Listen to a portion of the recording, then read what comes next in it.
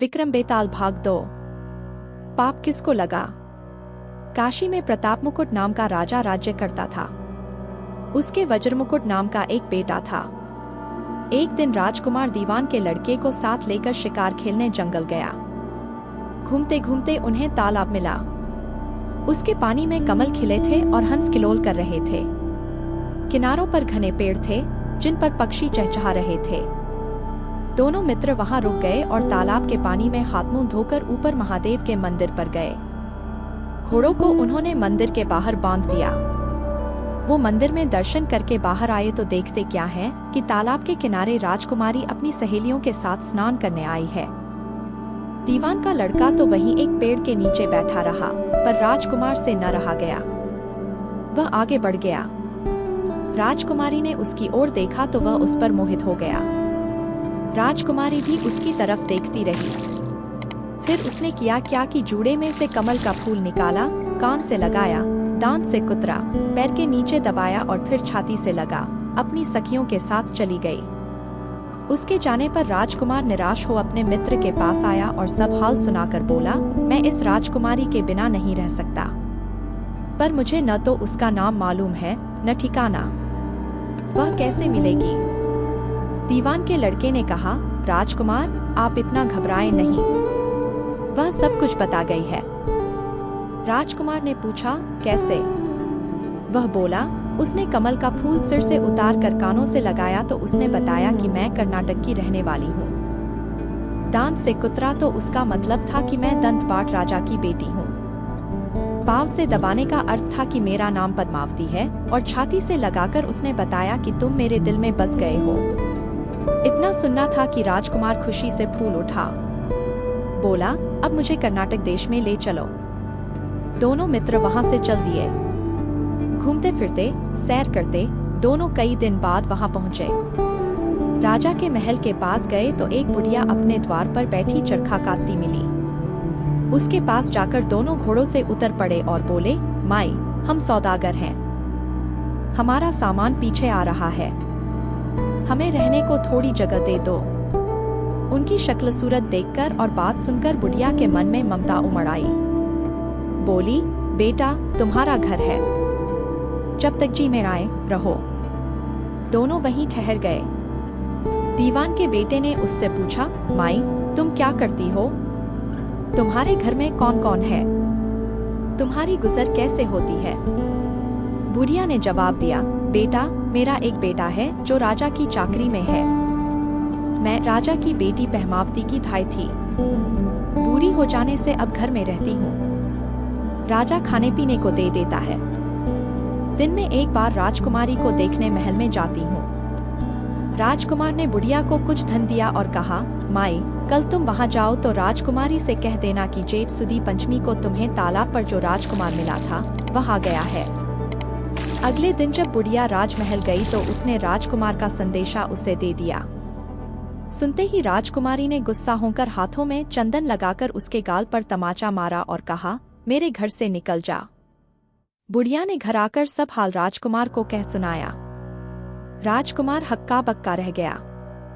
तब उसके मित्र ने कहा, राजकुमार आप घबराएं नहीं, उसकी बातों को समझें। उसने 10 उंगलियां सफेद चंदन में मारी, इससे उसका मतलब यह है कि अभी 10 रोज चांदनी के हैं। उनके बीतने पर मैं अंधेरी रात में मिलूंगी। 10 दिन के बाद बुढ़िया ने फिर राजकुमारी को खबर दी तो इस बार उसने केसर के रंग में 3 उंगलियां डुबोकर उसके मुंह पर मारी और कहा, भाग यहाँ से। बुढ़िया ने आकर सारी बात सुना दी। राजकुमार शोक से व्याकुल हो गया। दीवान के लड़के ने समझाया, इसमें हैरान होने की क्या बात है। उसने कहा है कि मुझे मासिक धर्म हो रहा है, 3 दिन और ठहरो। 3 दिन बीतने पर बुढ़िया फिर वहां पहुंची। इस बार राजकुमारी ने उसे फटकार कर पश्चिम की खिड़की से बाहर निकाल दिया। उसने आकर राजकुमार को बता दिया। सुनकर दीवान का लड़का बोला, मित्र उसने आज रात को तुम्हें उस खिड़की की राह बुलाया है। मारे खुशी के राजकुमार उछल पड़ा।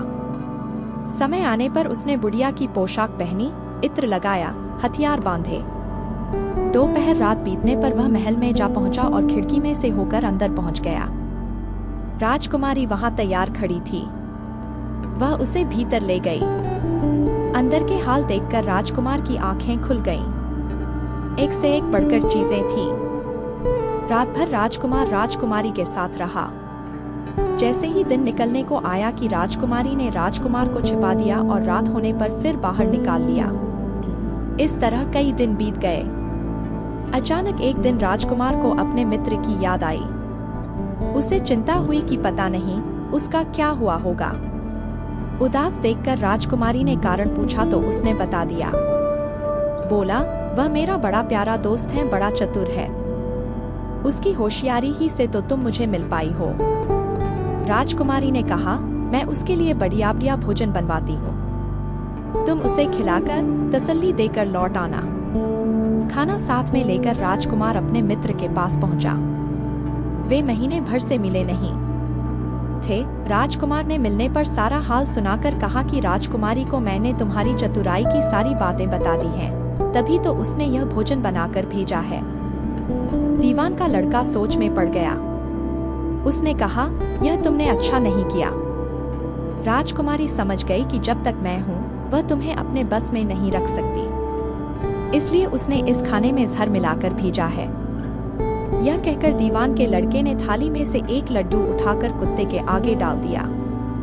खाते ही कुत्ता मर गया। राजकुमार को बड़ा बुरा लगा। उसने कहा, ऐसी स्त्री से भगवान बचाए, मैं अब उसके पास नहीं जाऊंगा। दीवान का बेटा बोला, नहीं, अब ऐसा उपाय करना चाहिए जिससे हम उसे घर ले चलें। आज रात को तुम वहां जाओ। जब राजकुमारी सो जाए तो उसकी बाई जांघ पर त्रिशूल का निशान बनाकर उसके गहने लेकर चले आना। राजकुमार ने ऐसा ही किया। उसके आने पर दीवान का बेटा उसे साथ ले योगी का भेष बना, मरघट में जा बैठा और राजकुमार से कहा कि तुम ये गहने लेकर बाजार में बेच आओ। कोई पकड़े तो कह देना कि मेरे गुरु के पास चलो और उसे यहाँ ले आना। राजकुमार गहने लेकर शहर गया और महल के पास एक सुनार को उन्हें दिखाया। देखते ही सुनार ने उन्हें पहचान लिया और कोतवाल के पास ले गया। कोतवाल ने पूछा तो उसने कह दिया कि ये मेरे गुरु ने मुझे दिए हैं। गुरु को भी पकड़वा लिया गया। सब राजा के सामने पहुंचे। राजा ने पूछा, योगी महाराज, ये गहने आपको कहाँ से मिले? योगी बने दीवान के बेटे ने कहा, महाराज, मैं मसान में काली चौदस को डाकिनी मंत्र सिद्ध कर रहा था कि डाकिनी आई। मैंने उसके गहने उतार लिए और उसकी बाई जांघ में त्रिशूल का निशान बना दिया। इतना सुनकर राजा महल में गया और उसने रानी से कहा कि पद्मावती की बाई जांघ पर देखो कि त्रिशूल का निशान तो नहीं है। रानी देखा तो था।